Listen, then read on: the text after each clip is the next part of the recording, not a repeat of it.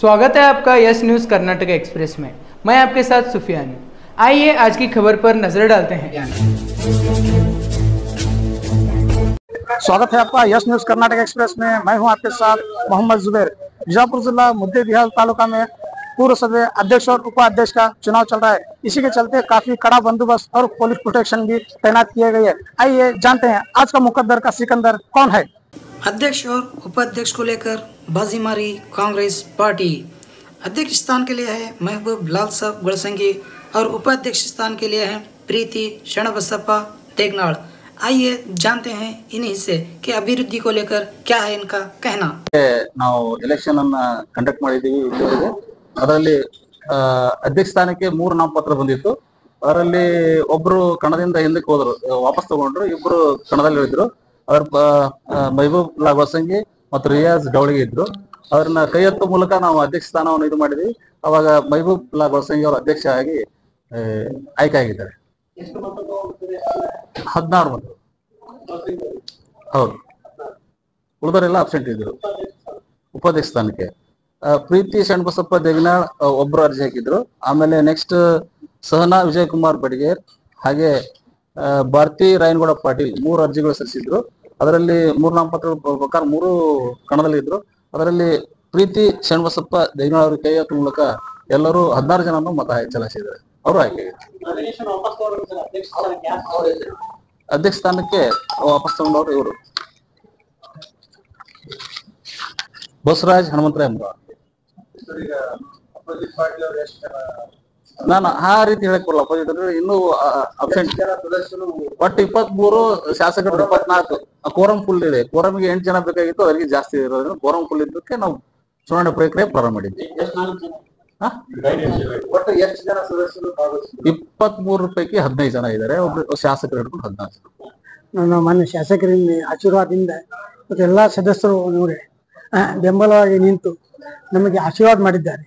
ನಾವು ಶಾಸಕರ ಜೊತೆಯಲ್ಲಿ ಕೈ ಜೋಡಿಸಿ ಎಲ್ಲ ರೀತಿಯಲ್ಲಿ ಕೈ ಜೋಡಿಸಿ ಎಲ್ಲ ಸದಸ್ಯರ ವಿಶ್ವಾಸ ತಗೊಂಡು ಮುದ್ದೇಬಾರಲಿ ಒಂದು ಅಭಿವೃದ್ಧಿ ಮಾಡುವ ನಿಟ್ಟಿನಲ್ಲಿ ನಾವು ಮುಂದೆ ಹೋಗ್ತೀವಿ ಅಂತ ನಾವು ಹೇಳ್ತಾ ಮಾತೇವೆ।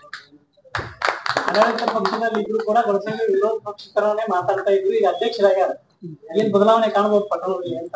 ಅದು ವಿರೋಧ ಪಕ್ಷದಾಗಿ ಮಾಡಬೇಕು, ಆಡಳಿತ ಬಂದಾಗ ಆಡಳಿತ ಪರವಾಗಿ ಮಾಡ್ಬೇಕು। ನಾವು ಏನು ಪೈಪೋಟಿ ಇದ್ದಿಲ್ಲ, ಎಲ್ಲ ಒಂದೇ ಕಡೆ ಇದ್ರು, 15 ಜನರು ಒಂದೇ ಕಡೆ ಇದ್ರು, ಏನು ಪೈಪೋಟಿ ಇದ್ದಿಲ್ಲ, ಯಾವ ವಿರೋಧ ಇದ್ದಿಲ್ಲ।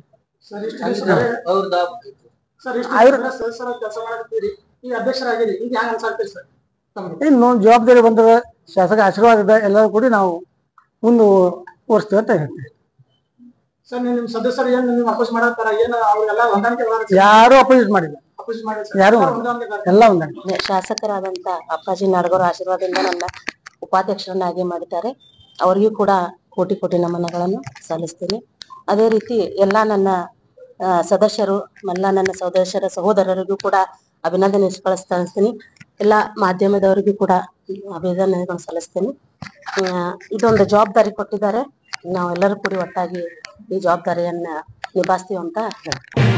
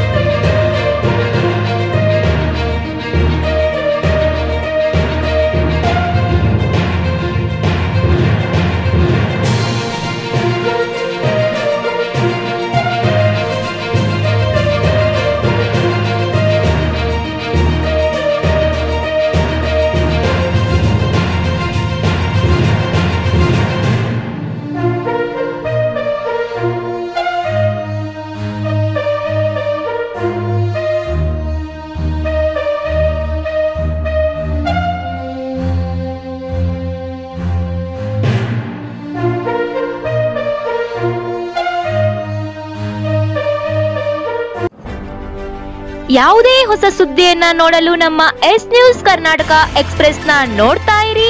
ಹಾಗೆ ನಮ್ಮ ಚಾನೆಲ್ ನ ಸಬ್ಸ್ಕ್ರೈಬ್ ಮಾಡಿ, ಬಾಜು ಇರುವ ಬೆಲ್ ಐಕಾನ್ ಅನ್ನ ಕ್ಲಿಕ್ ಮಾಡಿ.